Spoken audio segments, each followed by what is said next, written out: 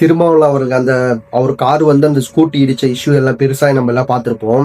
அது திருமாவளவன் பதில் சொல்லியிருந்தாரு, லேசா 2 தட்டு தான் தட்டினாங்க, அதை முறைச்சதுனால தான் அடிச்சாங்க, அந்த வார்த்தையை விட்டுருப்பாரு. அதுக்கு இப்போ செந்தமிழன் சீமான் கிட்ட பத்திரிகையாளர் கேட்கும் போது அவர் என்ன பதில் சொல்லியிருக்காருன்னா, அண்ணனும் முறைச்சா நானும் தான் அடிப்பேன், அது குடும்ப விஷயமாடா, அது மாதிரி சொல்லியிருப்பாரு.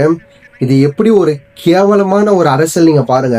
ஏன்னா அங்க இலங்கையில சாகும் போது இங்க ஆளுங்கட்சியா இருந்த காங்கிரஸ் ஆளுங்கட்சியா இருந்துச்சு, டிஎம்கே ஆளுங்கட்சியா இருந்துச்சு. அது ரெண்டுத்துல தான் இப்போ திருமாவளவன் கூட்டணியில இருக்காரு.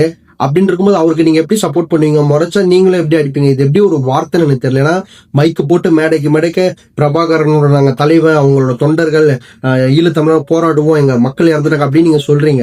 அவங்க கூட இவங்க தானே ஆளுங்கட்சியில் இருந்தாங்க, இவங்க சப்போர்ட் பண்ணியிருந்தா அவங்க அவ்வளவு பேர் இறந்துருக்க மாட்டாங்கல்ல. அப்படின்னு இருக்கும்போது அவங்களுக்கு நீங்க எப்படி சப்போர்ட் பண்ணீங்க? இப்போ அவங்க தம்பிங்களாம் கிளம்பி வந்துடுவாங்க, இது ஒரு மாண்பு, மனிதன் மாண்பு, கட்சி வேற பர்சனல் வேறனுவாங்க. இது எப்படி இந்த வார்த்தை கரெக்டா இருக்கும்னு எனக்கு தெரியல. கட்சியில இருக்கீங்க, அது ஒரு பொது வாழ்க்கைக்கு வந்துட்டு அது எப்படி வேற நீங்க சொல்ல முடியும்னு தெரியல. கட்சியில இருக்கும் போது அங்க அவங்களை காப்பாத்திருக்கலாம்ல. அப்படின்னு இருக்கும்போது பர்சனலுக்கு இது எப்படி நீங்க கணக்கு போடுவீங்கன்னு தெரியல.